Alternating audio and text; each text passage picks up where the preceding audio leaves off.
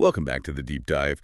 Today we're taking that big stack of research, all the critical takes, the behind-the-scenes stories, and boiling it all down for you. Yeah, we're zeroing in on a real force in cinema today. We are. We're immersing ourselves in the world of Paul Thomas Anderson. PTA. PTA, right. And he's fascinating because he kind of exists in this weird space, doesn't he? Like a paradox. How so? Well, he was immediately tagged as this wonderkin, after Boogie Nights, Magnolia, huge splash. Right, huge. But then he didn't flame out. He kept going, building on it, and now he's just seen as one of the modern masters of American film. He sort of bridges that gap between, say, the new Hollywood guys and what's happening now. Okay, yeah, I see that. And that's really our mission today, isn't it? We want to unpack why. Why over like 3 decades now people consistently call him one of the preeminent writer-directors of his generation. We're looking at his path, which was, well, pretty unconventional. His themes, too, these deep dives into dysfunctional America, and his collaborators, this incredibly loyal group he works with again and again. Almost like a family, yeah. Right. We want to get under the hood, understand how he built this whole body of work films that are so human, but also, structurally really complex. And just to set the stage, I mean, the level of prestige here it's kind of nuts. I found this stat that just blew me away. Oh, yeah. Paul Thomas Anderson, he is the only person ever to win Best Director at Cannes and the Silver Lion at Venice, and both the Silver and Golden Bear at Berlin. Wait, really? Yeah. All 3 major European festivals. Best Director. All 3. The top directing prize at each one. Nobody else has done that. That's actually insane. It's like the grand slam of film directing. It really is global recognition on a level that's just Yeah.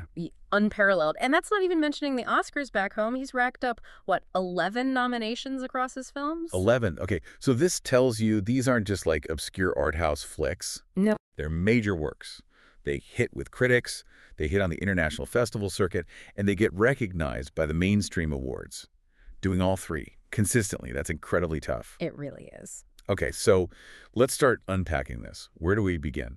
His education seems like the obvious, or maybe the unobvious place to start. Absolutely, because how he learned or didn't learn formally is key. And you see 2 things right away. Southern California and a total rejection of film school. The valley looms large. Oh, completely. He's totally linked to the San Fernando Valley. Born and raised in Studio City. It's not just scenery in his movies. Sometimes it feels like a main character itself. Yeah, definitely. But that family connection to entertainment is interesting, too, because it sets up this high-low thing you see in his work. His dad, Ernie Anderson. Ernie Anderson, yeah, a legend. People might know he was the voice of ABC for years, that big, booming announcer voice. Right. Authoritative. But he also had this completely other side, this wild alter ego back in Cleveland, a late-night horror host named Ghoulardi. Ghoulardi. That's perfect, isn't it? It's like a metaphor for PTA's whole thing. Yeah. The really polished, sophisticated technique right next to the messy, sometimes kind of vulgar, really raw, emotional stuff. Totally. And that stuck with PTA because he named his production company Ghoulardi Film Company. Huh. No way. I don't know that. Yeah.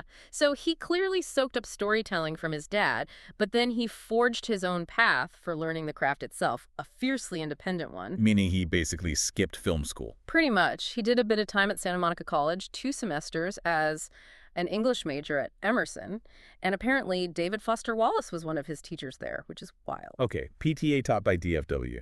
That's a whole other deep dive, maybe. Right. But yeah, Emerson and then NYU's film program. He lasted exactly 2 days. 2 days. Why? He was really blunt about it. He said it turned watching and making movies into homework, like a chore. And for someone obviously driven like him, that academic box was just suffocating. Okay, so if not school, then how? How did he get so good so fast? He learned by watching. And not just watching, but dissecting. His method was basically reverse engineering the filmmakers he loved. Who were his guys? He lists about 17 major influences. Scorsese, Kubrick, Altman, Orson Welles, the canon. Okay. But here's the crucial bit. He wasn't just watching the movies over and over. He was watching them with the audio commentaries on. Oh. Interesting, getting the director's thought process. Exactly. He wanted to understand the choices, the compromises on set, the thinking behind specific shots. It was practical learning by analysis. And by doing, right, he started super young. Oh, yeah. Made his first film at 8. His dad got a Betamax camera back in '82, and apparently that was it. He was off. And by high school. By senior year, 1988, he made what he called his first real production, a 30-minute mockumentary, The Dirk Diggler Story. Dirk Diggler. Okay, the name rings a bell. It should. But here's the great detail. He paid for it with money. He earned cleaning cages at a pet store. Cleaning pet cages to fund your mockumentary about a porn star. That's PTA in a nutshell right there. Isn't it, though? Drive and dedication from the start. And the key thing is, this wasn't just some random student film. It was the blueprint. For Boogie Nights. Exactly. That short was inspired by the life of John Holmes, the real-life porn star. The character, the story, the world. He had it all figured out in that 30-minute short, years before he got the chance to make the feature. He knew his stuff inside out. That focus is amazing. Which takes us right into his big arrival in the 90s. Section 2, the ascendancy.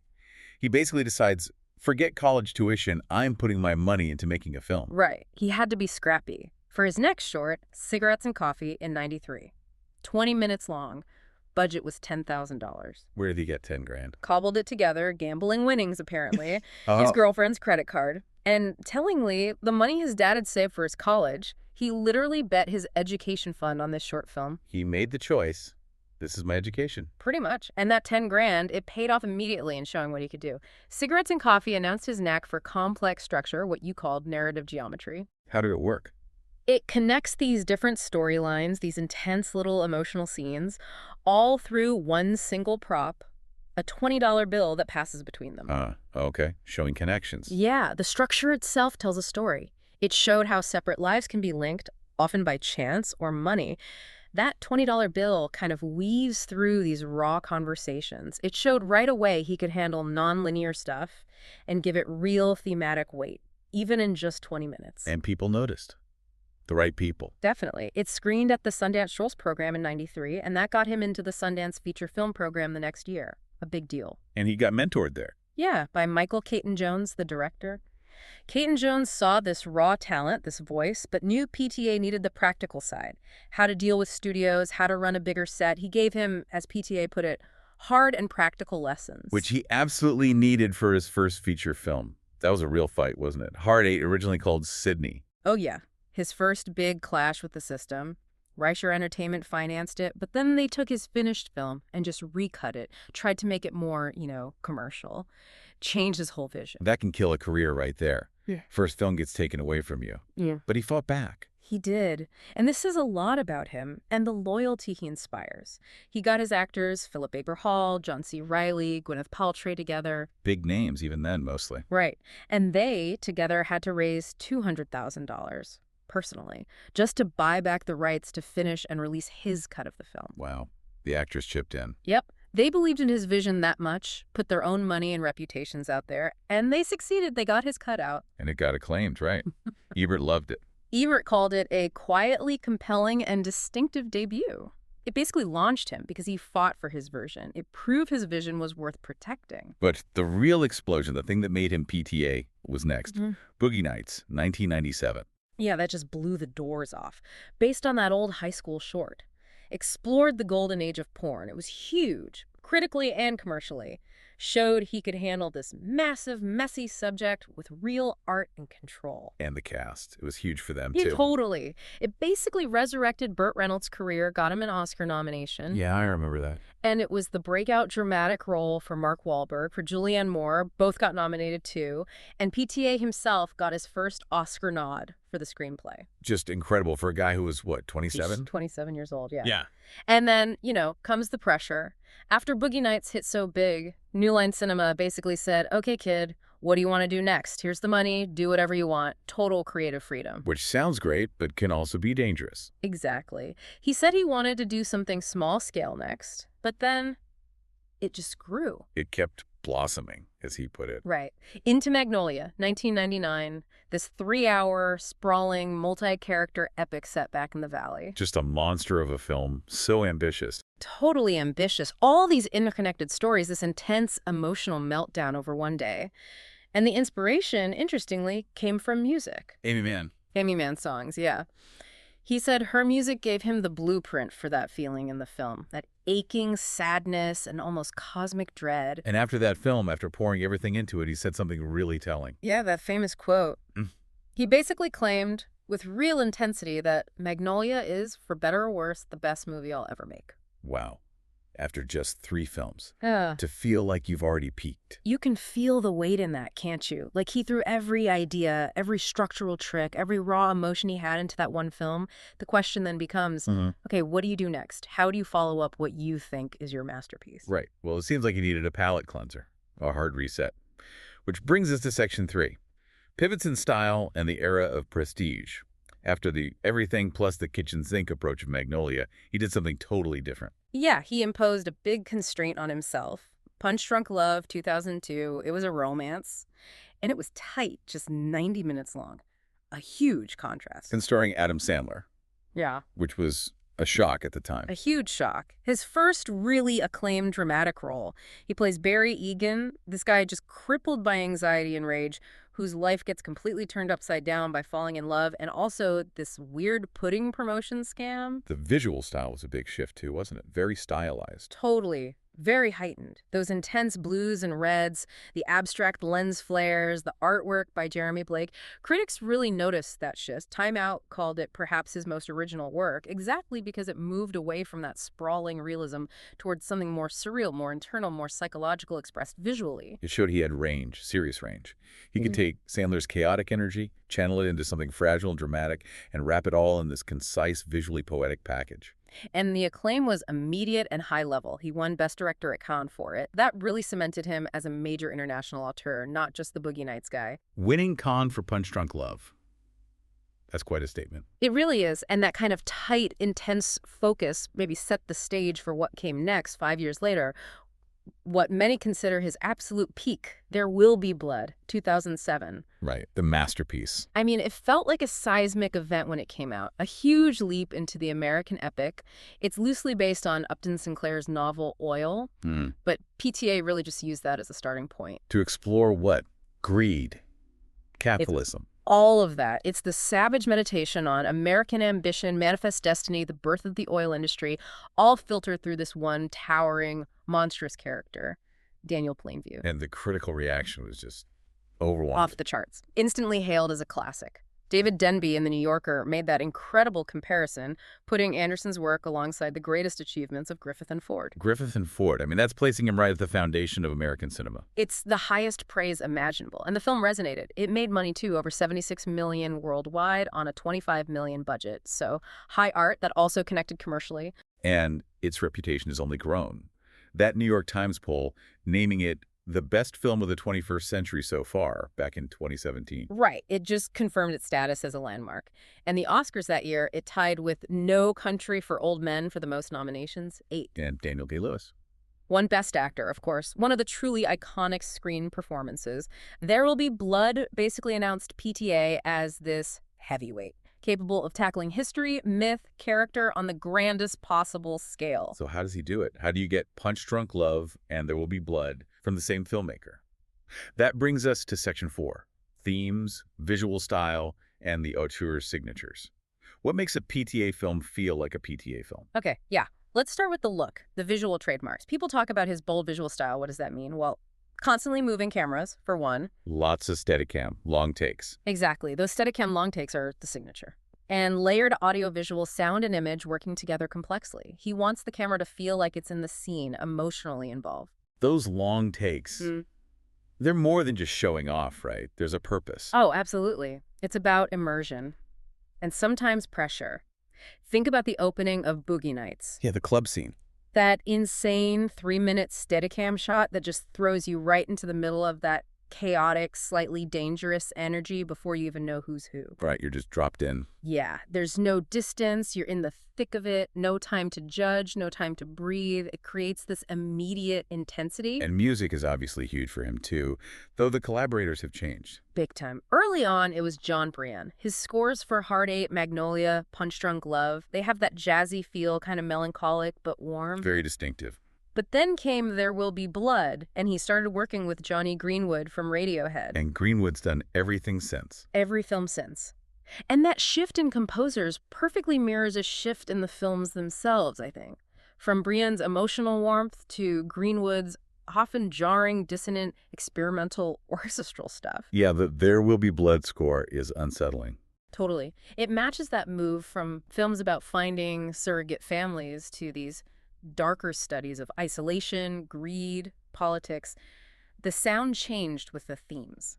Okay, let's talk themes. What are the big recurring ideas? Well, they're usually psychological dramas, right? About flawed people, desperate people, often kind of rootless. And even when the films are set elsewhere, like Phantom Thread, that emotional grounding often feels like The San Fernando Valley. the valley, yeah. It's his heartland. And within that, you see the same concerns pop up again and again. Dysfunctional families are huge. Alienation, loneliness. Let's search for surrogate families. That's maybe the biggest one. People trying to build connections because their original families failed them. And themes of regret, guilt, forgiveness, redemption maybe. These big moral questions underneath the messy lives. And there's that specific phrase he uses. Right, that repetition device, the line, "I didn't do anything." Which films? It pops up in Boogie Nights, Magnolia, Punch Drunk Love, and The Master, at least once in each. I didn't do anything. Yeah. What's the significance there? It's about denial, isn't it? Yeah. Responsibility. It's characters refusing to own up to the chaos they're part of or that they've caused. It's a really subtle but smart way to link these different stories about accountability or the lack of it. And then there's this deeper layer, almost intellectual. The Bible. Specifically Exodus. Yeah, this is fascinating. It shows that English major background, maybe. Mhm. He uses the book of Exodus as this kind of thematic anchor, sometimes subtly, sometimes not so subtly. Like in Magnolia. Magnolia is the obvious one. There are references to Exodus 8.2, the plague of frogs, and then famously at the climax, It rains frogs. literally frogs falling from the sky over the valley. It's this moment of bizarre, almost biblical judgment or intervention hitting this landscape of emotional decay. And There Will Be Blood connects too. The title itself, right. It Right. echoes Exodus 7.19, the plague of blood turning the waters red. Okay, so it's not just about oil and violence. It hints at something bigger, moral consequence, divine wrath almost.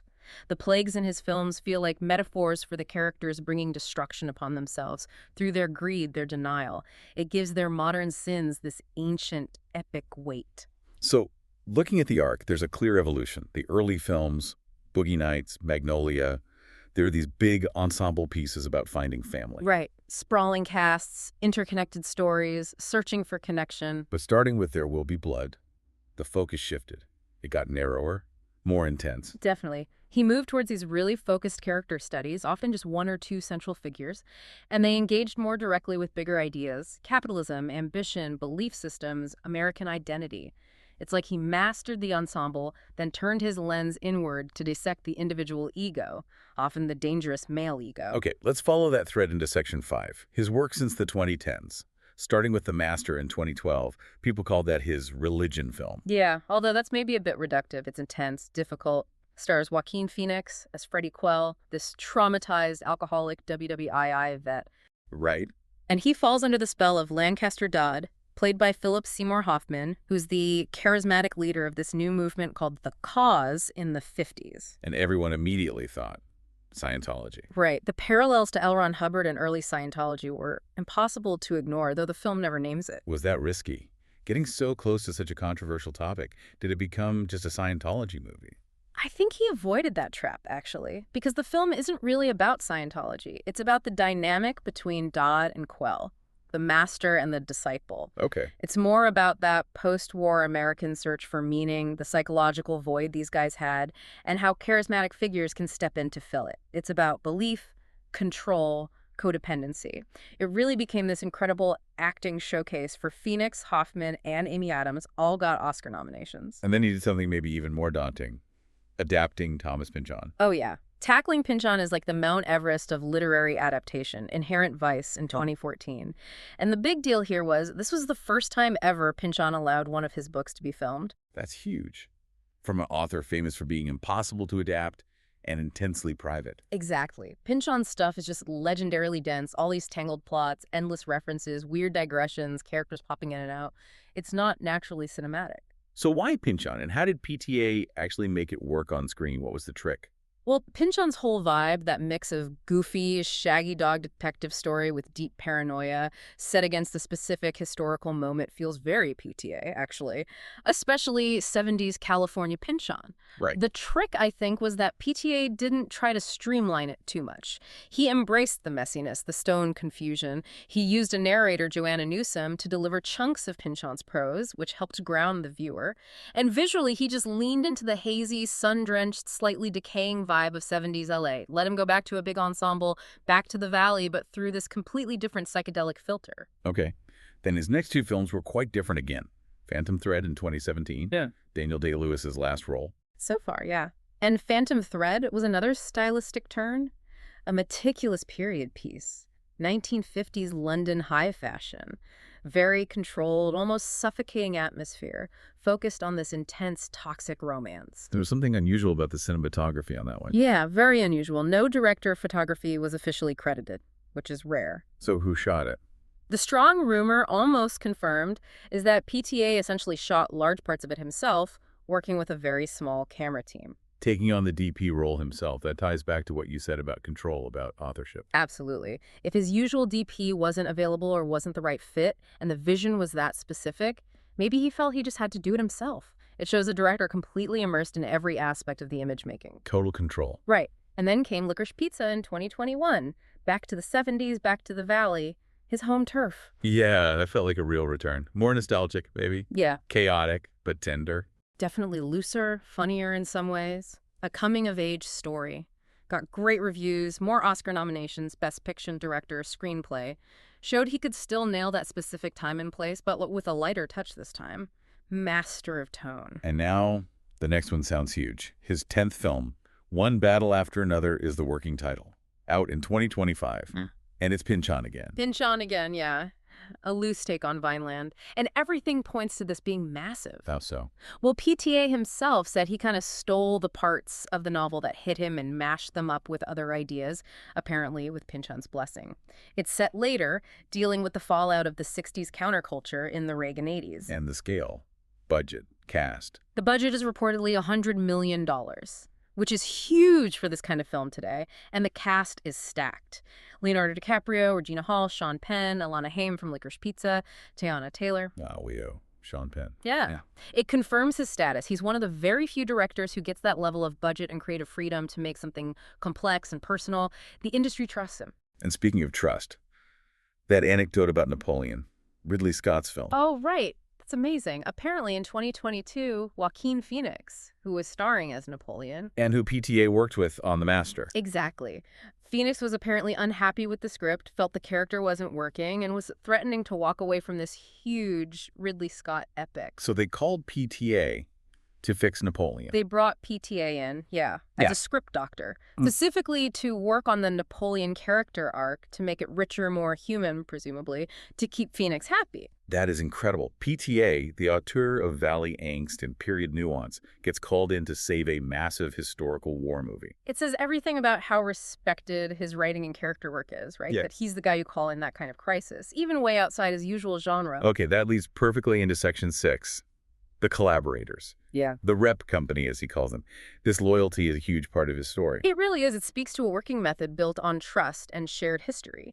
And the anchor of that for so long was Philip Seymour Hoffman. Yeah.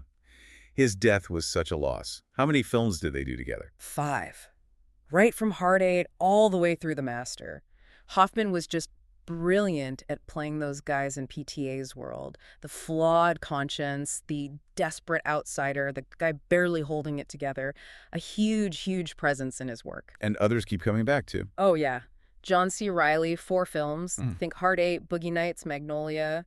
William H. Macy, Julianne Moore, Malore Walters. You see the same faces popping up. It really does feel like a theater troupe that moves from play to play with their director. That kind of loyalty is rare. It is. And look who else he attracts. Daniel Day-Lewis.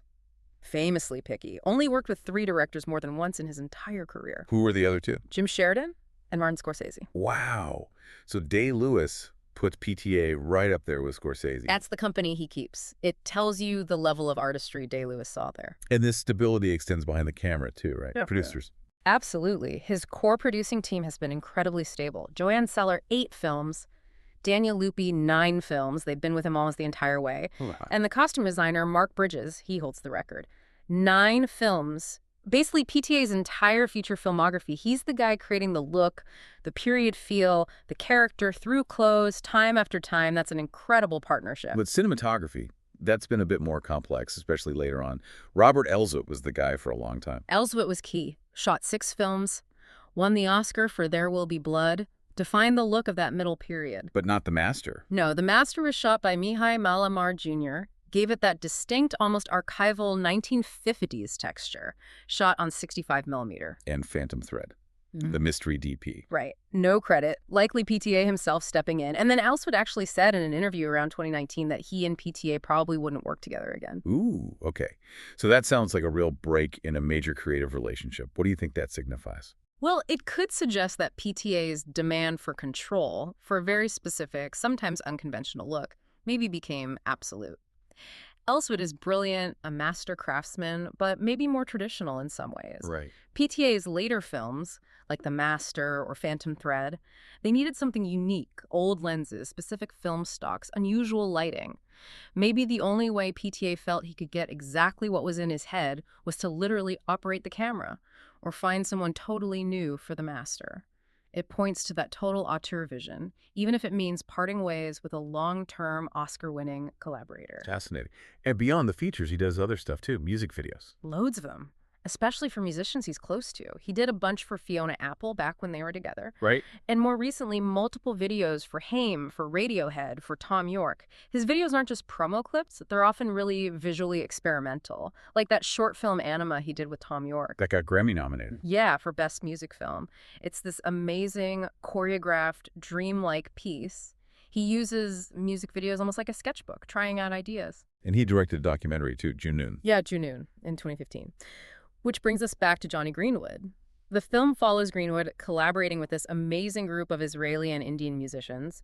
They recorded an album in this incredible 15th century fort in Rajasthan, India. Wow. It's a beautiful film, really captures the energy of musical creation. And again, it shows how central sound and music are to his whole process, not just an add-on. And one last bit of trivia, him being a standby director for Robert Altman. Yeah. On Altman's last film, A Prairie Home Companion, in 2005. Standby director. What does that even mean? Altman was 80 years old and not in the best health. So for insurance purposes, they needed someone lined up, someone respected, who could literally step in and take over directing if Altman couldn't finish the film. And they picked PTA. She was only in his mid-30s then. Exactly. The fact that the producers, the insurance company, presumably Altman himself, agreed that PTA was the guy, the one director with the sensibility and skill to potentially finish an Altman film in Altman style, that's just immense respect from his peers, from a master he clearly admired. Okay, so wrapping this all up, what's the big takeaway for you, the listener, after this deep dive into PTA? Well, I think our journey really confirms him as this fiercely original, self-taught talent who just mastered the craft incredibly quickly. He uses his home turf, the Valley, as this canvas to paint these epic, complex, very American stories about us. Loneliness, ambition, family, failed and found, regret. He manages that rare thing. Yeah. Huge critical acclaim worldwide, box office success on his own terms, and this intense artistic integrity, from intimate dramas to sprawling epics. Yeah, critics call him the foremost filmmaking talent of his generation. Sam Mendes called him a true auteur, one of the few I would classify as geniuses. A guy who swept the director prizes at Cannes, Venice, and Berlin. He really does occupy this unique space in movies today. He absolutely does. And maybe, for you listening, here's a final thought to chew on. Something building on everything we've talked about. Okay. Given how deep his connection to music is John Brand, then the long, crucial partnership with Johnny Greenwood, the Junoon doc, the music videos, and given that his visual style became so specific he might have even taken over cinematography duties himself. Right. Consider this. How much does the sound actually drive the image in his films? Is the score, the sound design, just supporting the visuals? Or, especially with Greenwood's often challenging music, does the sound come first sometimes? Does that dissonance or rhythm actually dictate the camera movement, the editing, the specific feel of a scene? So not just music in the film, but music as the film's engine, in a way.